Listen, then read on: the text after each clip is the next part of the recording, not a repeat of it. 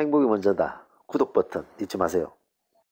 안녕하십니까. 행복이 먼저다. 오늘 드릴 말씀은 구독자 사연으로 뒷담화하는 인간을 어떻게 하나요? 이 인간을 도대체 어떻게 하면 좋겠습니까?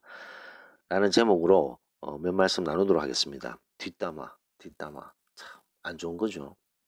김지윤님께서 뒷담화에 대해서 댓글을 주셨는데 그분의 댓글을 이렇게 쭉 읽어보면요. 뒷담화를 하는 것을 아는데 이 사람한테 얘기를 해야 될지 얘기를 하지 말아야 될지 조심하라고 알려줘야 될지 말아야 될지 참 걱정이다라는 댓글입니다.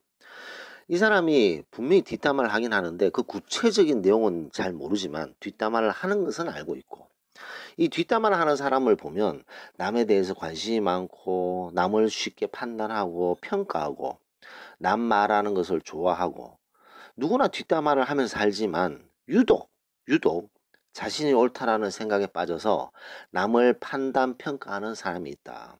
그래서 그 사람에게 점잖게 어필을 해서 이제 그만 좀 뒷담화 좀 하세요 라고 얘기를 할지 아니면 그냥 모른 척하고 넘어가야 될지 참 고민이다 라는 댓글 사연을 주셨습니다. 그 댓글에 은퍼즐님께서 댓글을 또 다셨는데요. 퍼즐님께서는 그 법률서님 얘기를 하셨어요. 법률서님께서 하신 말씀이 그 정문적설 있잖아요. 정문적답인가? 정문적설인가? 그 어떤 사람이 그 질문을 했을 때 법률서님이 이제 답을 주시는데 그 법률서님이 그렇게 말씀하셨나 봐요. 뒷담화하는 사람은 그 사람 인생이다. 그 사람 인생에 낄 필요가 없고 관여할 필요가 없다. 남 인생에 신경 쓰지 말고 신경 쓸 필요도 없다. 그냥 내 일만 열심히 하고 뒷담화하는 사람은 그 사람 인생이기 때문에 그런 어떤 인생에 굳이 관여하지 마라. 이렇게 말씀하셨다고 합니다. 자, 그러면 이제 이 김지윤님께서 이런 뒷담화를 누군가가 하고 있는 것 같은데 구체적인 내용은 모르고 이거 어떻게 하면 좋은가? 참 고민이 아닐 수 없습니다. 근데요, 사실 우리가 이렇게 남들하고 얘기를 하다 보면 내가 A라는 사람하고 얘기를 할 때 보면 우리도 쉽게 B 얘기도 하고 C 얘기도 하고 D 얘기, 다른 사람 얘기를 하는 경우가 있습니다. 누구나 뒷담화를 하는 경우가 있죠. 다른 사람 얘기를 하게 되는 경우가 많죠. 근데 문제가 다른 사람의 나쁜 점을 끄집어내고 부정적인 얘기를 하는 것은 잘못된 거죠. 그건 완벽한 뒷담화죠. 근데 다른 사람의 얘기를 좋은 점, 그 사람의 장점을 얘기하는 것은 아주 좋습니다. 하지만 그 사람의 단점, 그 사람이 뭔가 문제가 있다. 그 사람의 조그만 문제점을 끄집어내서 같이 막 막장구를 치면서 그래 맞아 걔는 좀 그런 문제가 있어 이런 식으로 얘기하는 것은 어린애 수준이죠. 어린애 수준. 그래서 남 얘기를 이렇게 꺼내는 것을 본인도 한번 지켜볼 필요가 있습니다. 이 말은 무슨 말씀이냐 하면 본인이 어떤 사람 A와 얘기를 할 때 이 얘기를 또 하다 보면 얘기가 딱 그 주제가 딱 끝나서 다른 주제로 옮겨가야 되잖아요. 그때 본인도 모르게 야 그나저나 B는 어떻게 생각해? 그나저나 C는 어때? 이렇게 딴 사람을 끄집어내는 거죠. 그 주제로. 끄집어내면서 그 사람의 어떤 단점, 잘못된 점을 걔 왜 그래 요즘? 뭐 이런 식으로. 그런 식으로 딴 사람 얘기를 끄집어내고 그 사람 얘기를 하는 것은 버릇입니다. 버릇.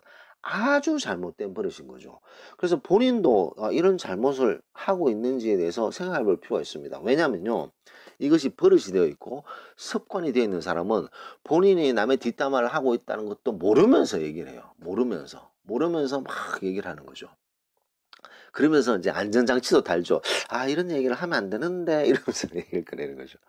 자, 그런 것들이 이 조직사회, 모임에서 아주 나쁜 행동들입니다. 너무너무 안 좋은 행동들이죠. 그래서 만약에 이 방송을 듣고 계신 분께서 어떤 A라는 사람과 둘이 얘기를 하다가 보면 본인도 모르게 B 얘기를 끄집어내고 C 얘기를 끄집어내는 분들이 계세요. 그런 분들은 B 얘기가 나오려고 할 때 본인 스스로 스탑을 하셔야 됩니다. 스탑을 하셔야 돼요. C 얘기를 끄집어낼 때 스탑을 하셔야 되는 거죠. A라는 사람, 나와 지금 얘기하고 있는 사람이 B를 끄집어내고 C를 끄집어내고 그 얘기가 끝나면 D를 끄집어내고 남 얘기를 해야지 얘기를 하는 사람이 있어요. 그런 사람하고는 대화를 자꾸 줄이셔야 됩니다. 왜냐면요, 그 사람하고 같이 계속 얘기를 하게 되면 얘기에 말려 들어가게 되는 거죠. 끌려 들어가게 되고 빠져들게 되는 거죠. 자, 그렇게 되면 나중에 이제 문제가 생기는 거죠. 이 뒷담화라는 것은 얘기가 돌고 도는 거죠.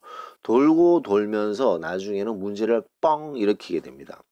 예를 들어서 아주 하이에나 기질을 가졌는 A라는 사람이 있다 칩시다. 이 사람하고 얘기를 하는데 이 사람 별로 안 좋아요.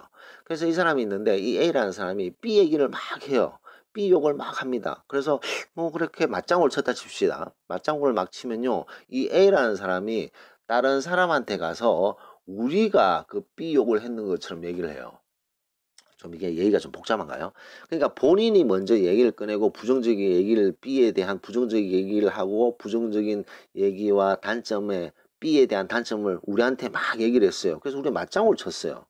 맞장구를 치면 어떤 일이 생기냐? 이 A라는 이 하이에나는 저기 D나 E나 F에 가서 우리가 얘기한 것처럼 얘기하는 거예요. 우리가 B 욕을 했는 것처럼 얘기하는 그런 아주 그 이상한 애들입니다. 그런 이상한 하이에나 기질을 가졌는 그런 사람들을 정말 조심해야 되는 거죠. 그렇기 때문에 만약에 A가 B 욕을 끄집어내면 B의 장점을 얘기하는 게 참 좋습니다. B가 이런 면은 되게 좋아. B가 이런 점은 참 장점인 것 같아. 야, 난 B에 이런 면은 난 배울 점이 많다고 생각해. 이렇게 얘기를 해버리면 A가 멈칫하는 거죠. 왜냐? 맞장구를 안 쳐주니까. 자기는 B 욕을 하고 C 욕을 하고 D 욕을 해야지 즐겁고 재밌고 행복한데 우리가 장단을 맞춰주지 않으면 얘기가 더 이상 진척이 되지 않는 거죠. 왜냐? 험담을 해야 되는데 험담을 못하기 때문에 우리는 장점을 얘기해 버렸기 때문에 그래서 그런 A와의 대화는 항상 조심해야 됩니다. 이런 A가요. 그런 식으로 남을 험담하고 남의 단점을 끄집어내고 막 얘기를 하잖아요. 근데 여기에 장단을 맞추는 사람들이 꼭 있습니다. 꼭 있어요. 그래서 장단을 맞추는 사람들끼리 모이는 게 되는 거죠. 그래서 그 무리를 만들게 됩니다. 그래서 세네 명이 무리를 만들어서 남을 끊임없이 씹는 거죠. 남의 뒷담화를 끊임없이 하고 자기들끼리는 어떤 동료 의식을 느끼면서 그 무리를 만들어서 남을 이렇게 막 공격하죠. 왕따도 시키고 뒷담화를 하면서 왕따도 시키고 이상한 소문도 퍼뜨리고 이거 완전 하이에나 기질을 가졌는 사람들이죠. 자, 그런 사람들한테 우리는 그런 얘기를 우리가 피해를 받았을 때 분하고 억울하죠. 근데 분하고 억울한데 그런 그 어떤 하이에나 기질을 가졌는 사람들은 나중에는요 자기들끼리 싸웁니다. 자기들끼리 또 치고받고 싸우는 거죠. 자기들끼리 이 얘기했느냐 안 했느냐, 네가 그 말했지 않느냐, 네가 먼저 시작했지 않느냐, 아주 뭐 별 그 짓을 다 하는 거죠. 그렇기 때문에 깜도 안 되는 그런 인간들인 경우가 많습니다.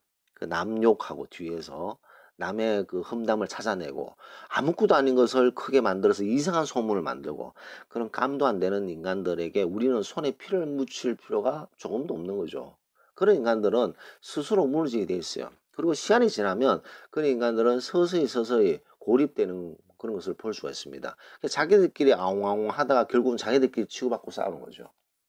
그래서 어떤 조직이든 모임이든 남 얘기 좋아하는 사람도 있습니다. 그것도 남 얘기의 단점, 자기가 생각하는 단점이죠.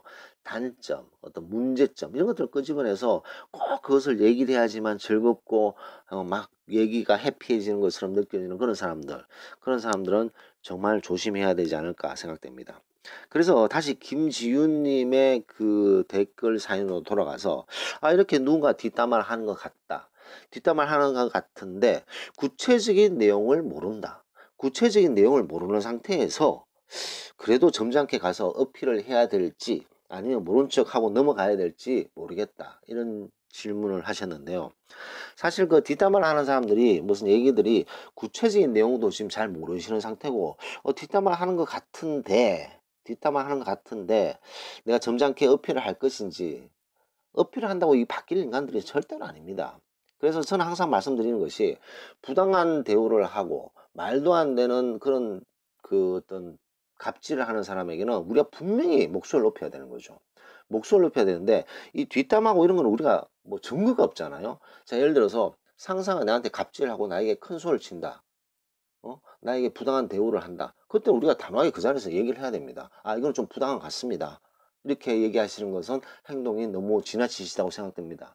이렇게 얘기를 해야 되는데 뒷담화 같은 경우는 이건 뭐 증거도 없고 얘들이 발뺌하면 알 수가 없어요. 알 수가 없고 지금 또 특히 구체적인 내용도 전혀 모르시는 상태이기 때문에 섣불리 야 이렇게 하지 마라 나에 대한 얘기를 하지 마라 이렇게 어필을 해버리면 더 날뛸 수도 있지 않을까, 저는 그런 생각을 하고 있습니다. 그래서 그리고 이 뒷담화하는 인간들은 자기 풀에 자기가 넘어지게 돼 있어요. 그래서 뒷담화 이렇게 좋아하는 사람들은 꼭 보면 자기가 판 함정에 자기가 빠집니다. 자기가 빠지기 때문에 그런 불쌍한, 그런 어디에서 굴러 들어온지도 모르는 그런 그룹들에 대해서 스트레스 안 받으시는 게 제일 좋습니다. 신경을 그냥 끄는 것도 상당히 중요한 거죠.